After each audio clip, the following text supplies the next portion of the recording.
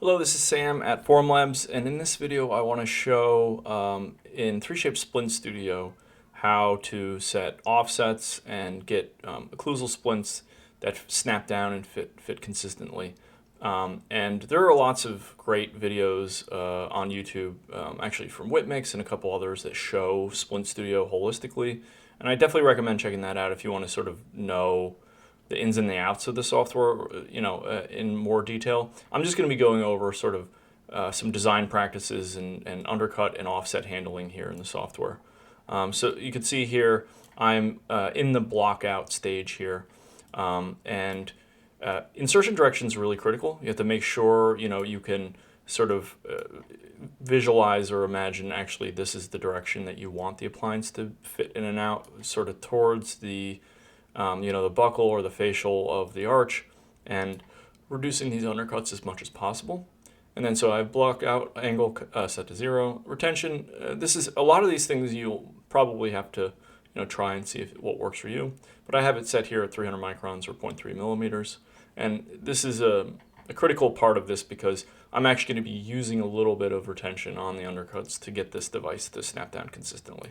So once you've got the insertion direction set correctly and your retention and blockout set, of course there's wax trimming. I'm not going to get into that. You can sort of smooth out the model. This is not the best scan in the world, so this could probably use some of that.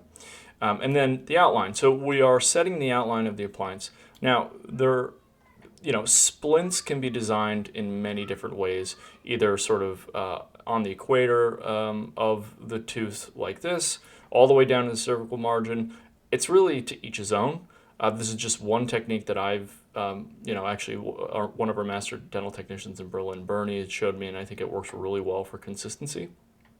But we're pretty much going along the equator or the midline of the tooth all around, and we're using the canines to dip down and grab some of that retentive value so we get that snapping feature.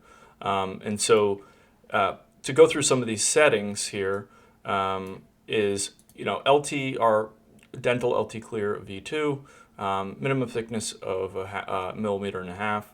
I like to set this here, of course. You can set the splint thickness and then the minimum thickness. This is what's going to be enforced. So if you want yourself to have a little bit of wiggle room, maybe bump this up like a couple hundred microns or so.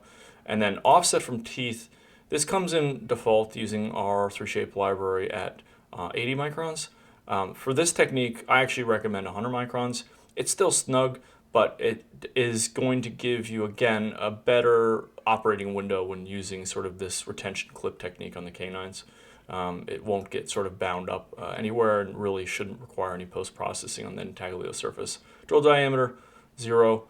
We are 3D printing, we're not milling this, so that's what that feature is for. Yeah, and again, so if we apply this, you'll see we're just going to do a basic offset here. Let me turn off the articulator. One second. Okay. So again, we're not really relying on the rest of the appliance to have this stay in place. We want it to seat correctly. We want it to go in and out nice, but then also snap in place so it doesn't fall out in the middle of the night or something like that. And so again, so you can go down even further if you want more retention, but I'm just going to do a cut view of this canine area, and you can see here, angle is a little bit hard to see because it's kind of upside down, but we are grabbing retention on this canine on both sides, and also have enough space holistically on the intaglio, so this device is going to go on very easy and also sort of snap down with this canine element.